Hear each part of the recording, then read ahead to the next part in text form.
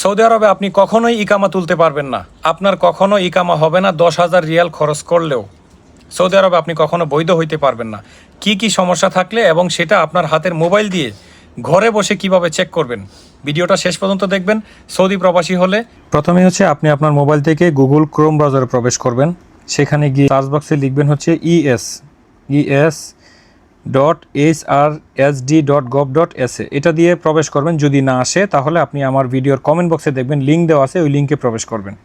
ঠিক আছে, লিঙ্কে প্রবেশ করার পরে আপনাদের সামনে এইরকম একটা ইন্টারফেস আসবে। ইংলিশ করে নেবেন কিভাবে, উপরে 3 ডটে ক্লিক করলে দেখবেন ট্রান্সলেট লেখা আছে, এই যে ট্রান্সলেট আছে, আপনি এখান থেকে ইংলিশ করে নেবেন। এখন এখানে দিবেন হচ্ছে বর্ডার নাম্বার আপনারা কিভাবে বের করতে হয় এটা নিয়ে আমি আগে ভিডিও দিছি, তো আপনারা ওইখান থেকে দেখে নেবেন বর্ডার নাম্বার কীভাবে বের করতে হয়। আর যাদের আছে তারা বর্ডার নাম্বার দিয়ে চেক করবেন। তো আমি বর্ডার নাম্বার দিয়ে দিচ্ছি 359। ঠিক আছে, নিচে একটা ক্যাপচা কোড আছে, এই ক্যাপচা কোডটা এখানে দিয়ে দিবেন 400860।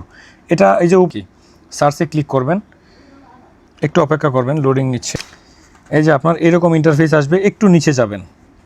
আপনারা অনেকেই মনে করবেন যে কিছুই তো আসে নাই, না, একটু নিচে যাবেন। একটু নিচে গিয়ে এইখানে দেখতে পারবেন সবগুলো এখানে লেখা আছে। এই যে আপনার লেখা আছে এমপ্লয় নাম্বার, মানে হচ্ছে উনি হচ্ছে মক্তবা মেলের নাম্বার এটা। ঠিক আছে, the name Arif Hossain, work condition on the job, মানে তার সব কিছু ভ্যালিড আছে। তারপর establishment licence, the factories permits আর ভ্যালিড, মানে তার ইকামা 100 উঠবে, তার ইকামা সে পাবে। হুরুপ নাই, বর্ডার নাম্বার হুরুপ নাই। যদি হুরুপ থাকতো তাইলে এখানে লেখা থাকতো অ্যাবসেন্ট ফ্রম দ্য ওয়ার্ক বা এরকম কিছু, এর ইকামা নাম্বার উঠবে এবং তার কোনো সমস্যা নাই। অন দ্য জব লেখা আছে, আর হচ্ছে মুআসসাসা ভ্যালিড আছে, মানে কোম্পানি ভ্যালিড আছে, তার আর ইকামা নাম্বার ওঠানোর জন্য আর কোনো সমস্যা নাই।